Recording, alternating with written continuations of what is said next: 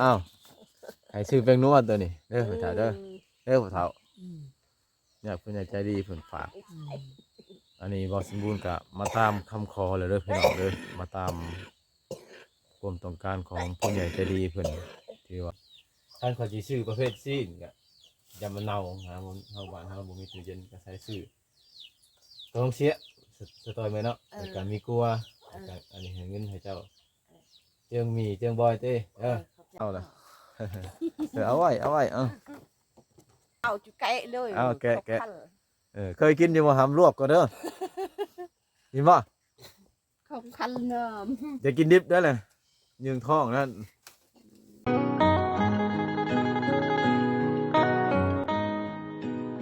สบายดี FC บอสมบูรณ์มื้อนี้บอสมบูรณ์ก็สืบต่อพี่น้องเดินทางมาหาหมู่บ้าน3หลังคาที่ว่ามาตามความต้องการของญาติผู้ใหญ่ใจะดีเพิ่นเอาของสวยเหลือมาสวยใน3ครอบครัวนี่บอสมบูรณ์ก็มาแต่เด็กๆมื้อนี้บ่ฮู้ว่าเพิ่นตื่นนอนหรือบ่พี่น้องถ้าว่าหลังนี้บ่ทันตื่นก็สิไปหลังตัวนั้นไปสวยเหลือก็เจ้าก่อนเด้อพี่น้องอันนี้นะ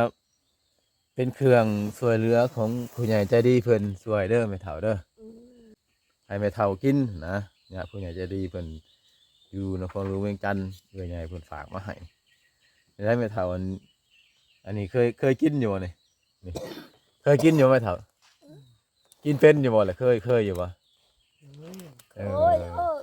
เขา nơi เอิ้นหยังในภาษาเจ้านี่จ้า สตอยเมื่อยเนาะสตอยเมื่อยยังนี่ จ้า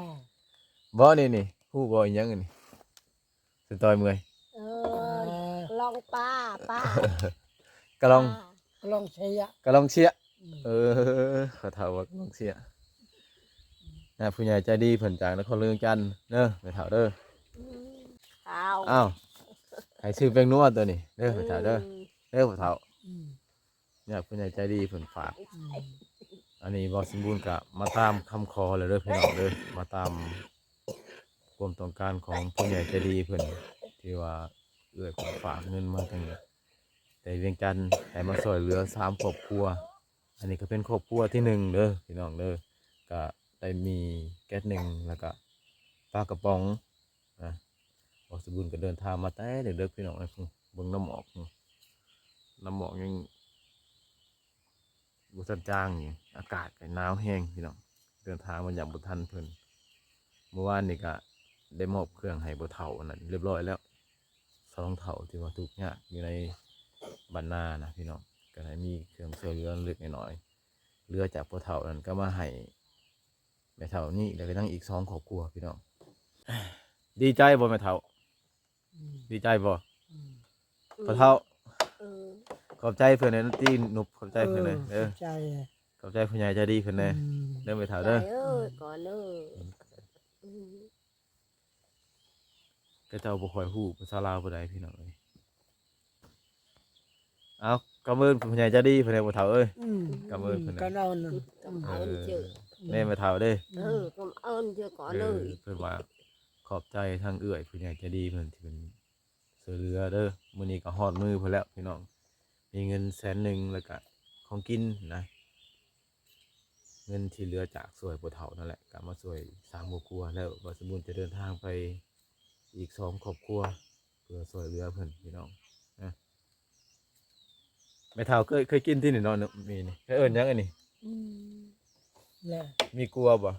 มีกู kinh của- ơi cha thì ôi có Cười nơi vào, này, cười cha vào. เออ ขนาดเขาสิไปเฮือนอีก2หลังก่อนเพราะว่าอาจารย์ก็เจ้าไปให้ไปสวนของชาวบ้านเด้อไปก่อนเดินทางมาอีกหลังที่2เลยพี่น้องตามมือของตัวการของ FC หรือว่าผู้ใหญ่ใจดีเพิ่นนะพี่น้องที่เพิ่นฝากเงินถือว่าเพิ่นก็ใจดีแล้วพี่น้องเอ้ยเป็นคนที่ว่าตั้งแต่บ่าวทบูรณ์เปิดช่องมานี่ก็บ่ทันมีไผหรอกที่ว่าไว้เหนือเสือใจบ่าวสมบูรณ์ให้บ่าวสมบูรณ์เป็นสะพานบุญให้เพิ่นนะพี่น้องมื้อนี้ก็เฮ็ดให้ได้ดังใจเพิ่นพี่น้องเอ้ยบ่าวสมบูรณ์ก็เดินทางมาแต่เช้าๆบ่ฮู้ว่าครอบครัวนี่มันสิอยู่หรือบ่พี่น้องเอ้ย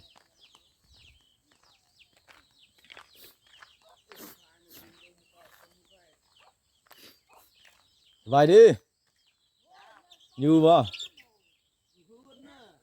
คือบ่เห็นเนาะโอ้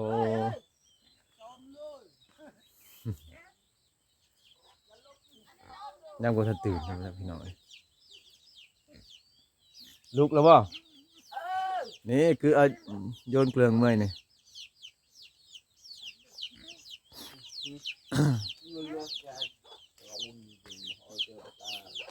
เด้อจะขึ้นดิเด้อขึ้นเทือนเลยไรโอ้โหเฮ้ยขับเบิ่งได้บ่ในเนี่ย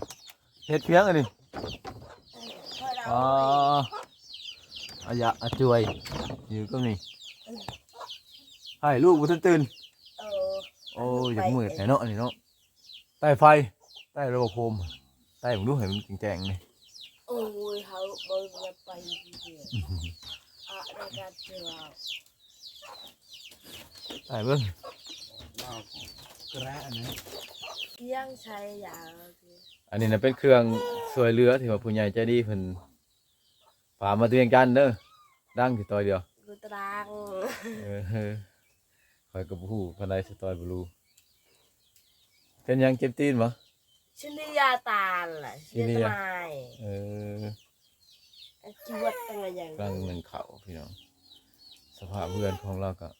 คือดังที่พี่น้องหูนกันบนหนึ่งเขากันอยู่นี่พี่น้องเอ้ย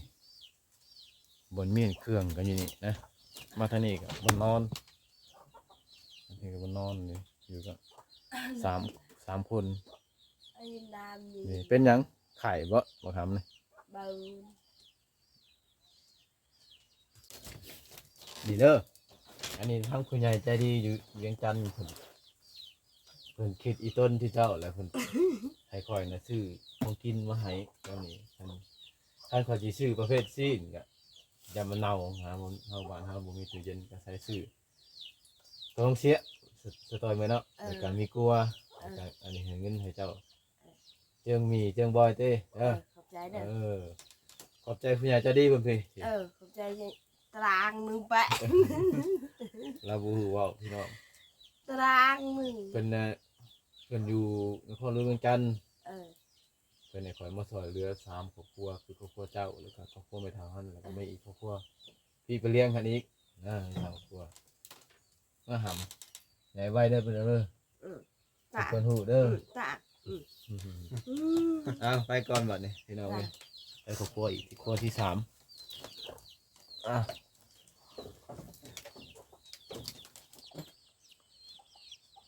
เรือนเรานี่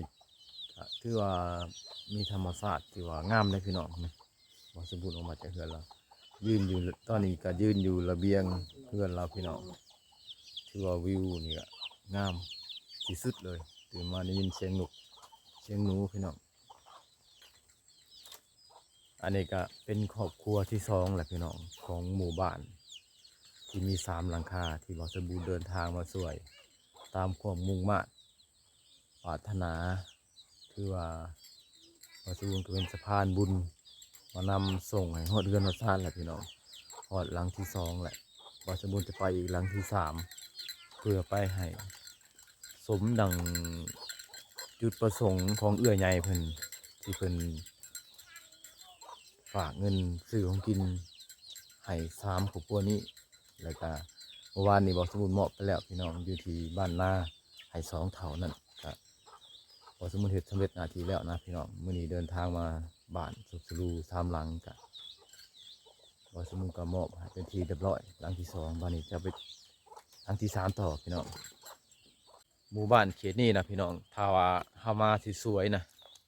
สวยอีกจักหน่อยพี่น้องอาจสิบ่พอเขาเจ้าอยู่เฮือนเด้เพราะว่า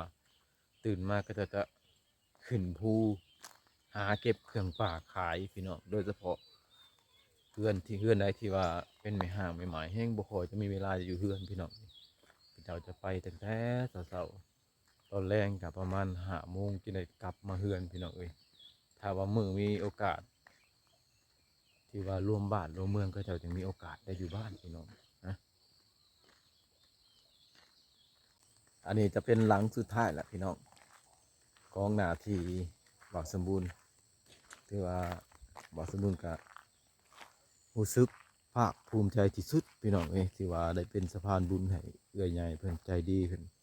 นะพี่น้องถ้าว่ามีโอกาสอีกเท่านะนะหรือว่าทานใดที่อยู่ต่างประเทศหรือว่าอยู่ลาวก็ได้พี่น้องถ้าว่าจะบริจาคช่วยเหลือคนทุกข์ยากก็ติดต่อหาเบาสมบูรณ์ได้พี่น้องเบาสมบูรณ์น้ำห้องมาจะฮอดมือทุกคนแน่นอนเพราะว่าเบาสมบูรณ์ก็เป็นคนหนึ่งที่มักเฮ็ดบุญพี่น้องตื่นเลย เหลือ เออ น้องเอ้ยน้องมันไปใช่ปะล่ะทำไมใช่เมื่อยเนาะ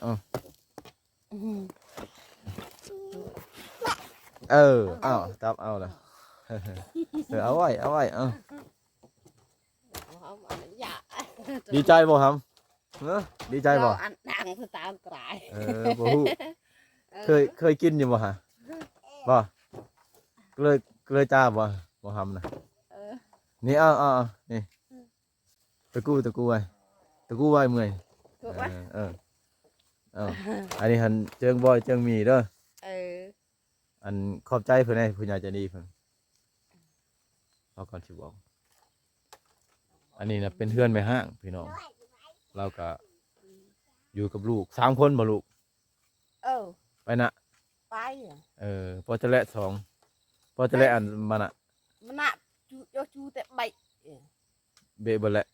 ใบแต่ลงเยอะแล้วที่เนี่ยต้อง นี่บ่อันเอ้ยอันเครื่องที่ข่อยเอามาให้น่ะ